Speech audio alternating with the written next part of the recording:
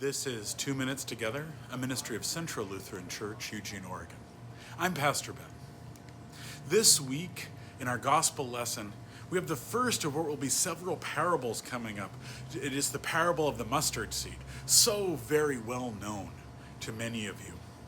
And I think most of us, when we hear about that parable, we usually assume that the meaning has to do with something very small can become very large.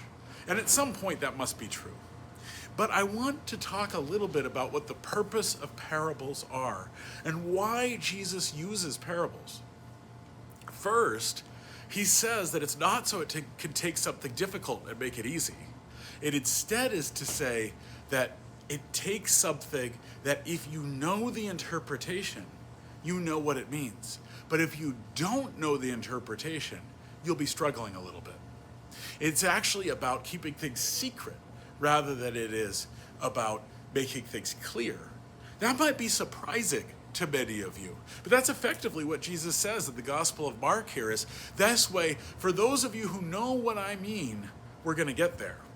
But what we're going to discover very quickly with parables is that if he really just wanted to do that, just to say there's some things for you but not for others, well, he could have just had teachings like that. In fact, he does. There's certain things he tells to his disciples, but not everyone, at least not everyone yet. But parables do something else.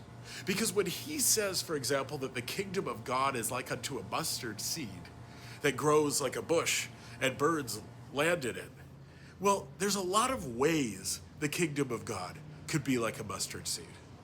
For example, what's your experience? Well, it's going to be different depending on who you are. I'm standing here in front of a whole group of euphorbia, which grows like wild around here, at least in my short experience in Eugene.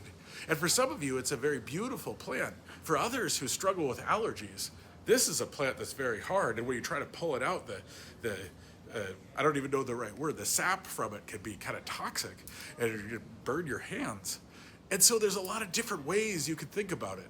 Well, that's exactly what Jesus wants. There's a lot of different ways you could interpret this. And you are being invited to do some interpreting, to do some thinking, to ask some questions. That's what a parable will do. Later, Jesus is going to explain them, either to his disciples or later in the gospel. By piecing all of them together, you start to get some clearer pictures. There's a lot of meanings involved, meant to be invitational rather than exclusionary. This is 2 Minutes Together. I'm Pastor Ben.